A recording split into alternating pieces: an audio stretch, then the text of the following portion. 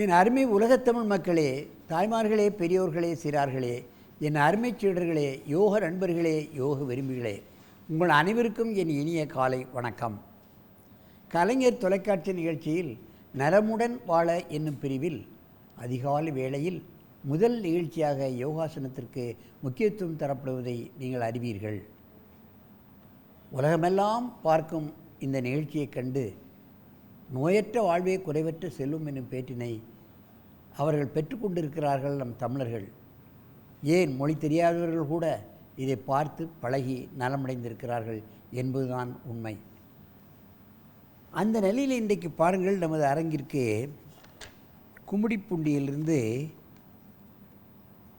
புருஷோத்தமன், சாய் சித்தார்த் 10 வயசு, வசந்தரா 12 வயசு, வீணாஸ்ரீ யோகா சென்டர் கும்மிடிப்பூண்டியிலிருந்து அதனுடைய ஆசிரியர், யோகாசன ஆசிரியர் காலத்தீஸ்வரன் இங்கே திரளாக மாணவர்களை அழைத்து வந்திருக்கிறார்கள். அவர்கள் அற்புதமான ஆசனங்களை செய்வார்கள்.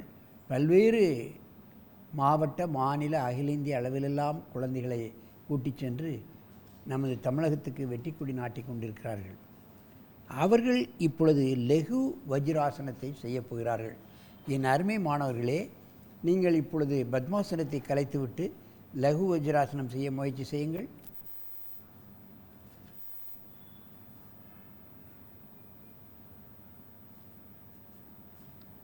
லெகு வஜ்ராசனம்.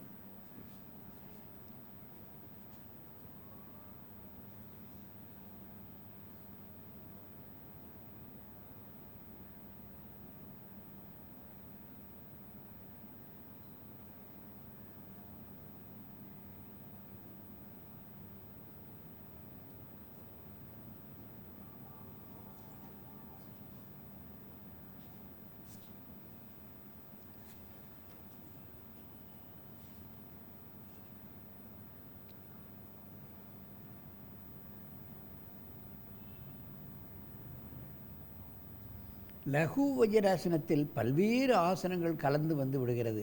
உட்கட்டாசனம், உசட்டாசனம், லகு வஜ்ராசனம். தமிழ் நூல்களிலே நான் ஏற்கனவே பல முறை சொல்லியிருக்கின்றேன். இதற்கு மருந்து பெட்டி ஆசனம் என்று கூட சொல்வார்கள். இந்த ஆசனத்தை பாருங்கள், முதுகெலும்பு வளைக்கப்படுகிறது, கழுத்து வளைக்கப்படுகிறது,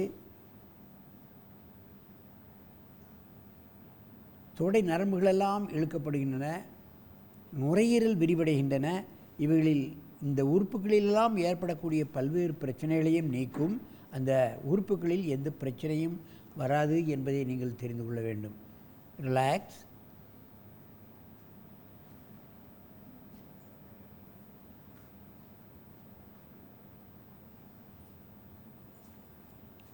இப்பொழுது இந்த ஆசனத்தை ஒருவருக்கொருவர் நேராக பார்த்து கொண்டு செய்யுங்கள்.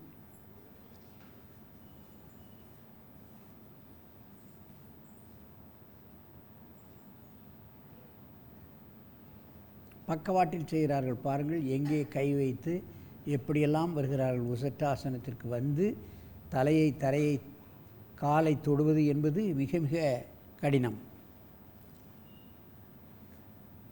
முட்டை பிடித்து கொண்டு தலையை தொட்டிருக்கிறார்கள். எந்த அளவுக்கு உடல் வளைந்து நெளிந்து காணப்படுகிறது என்பதை பார்க்க வேண்டும். தொடை நரம்புகளெல்லாம் இழுக்கப்படும். நுரையீரல் விரியும் பொழுது நுரையீரலிலிருந்து இருதயத்துக்கு செல்லக்கூடிய நாடி நரம்புகளெல்லாம் விரிக்கப்படுகின்றன. தொடை நரம்புகள் இழுக்கப்படுகிறது. ஆகவே இருதய சம்பந்தப்பட்ட நோய்கள், நுரையீரல் சம்பந்தப்பட்ட நோய்கள் இவைகளெல்லாம் இதில் சரியாக செம்மையாக்கப்படுகின்றன.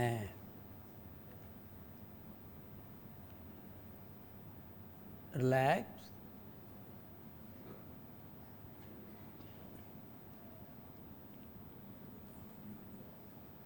அப்பொழுது என்னை திரும்பி என் பக்கம் பார்க்க இந்த ஆசனத்தை செய்யுங்கள். சற்று முன்னே வாருங்கள்.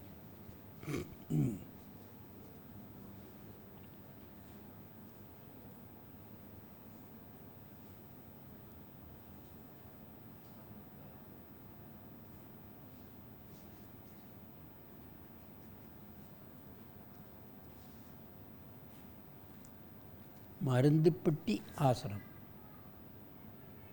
அந்த மருந்து பெட்டியில் உள்ள மருந்துகள் பல்வேறு நோய்களை நீக்கும். அதே போன்று இந்த ஆசனங்களை செய்தால் பல்வேறுபட்ட நோய்களை நீக்குகின்றது. அன்னமய கோஷம், பிராணமய கோஷம் போன்ற முக்கியமான உறுப்புகளினுடைய நோய்களை நீக்கப்படுகின்றன.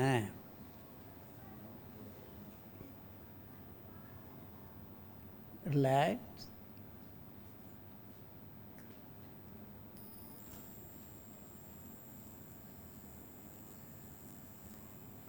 மீண்டும் ஒரு முறை இந்த ஆசனத்தை செய்யுங்கள்.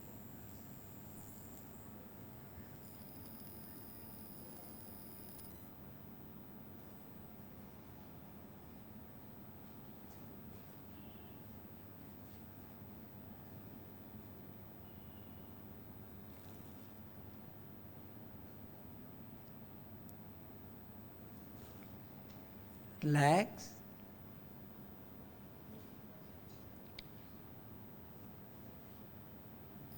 அப்படியே திரும்பி பத்மாசனத்தில் உட்காருங்கள்.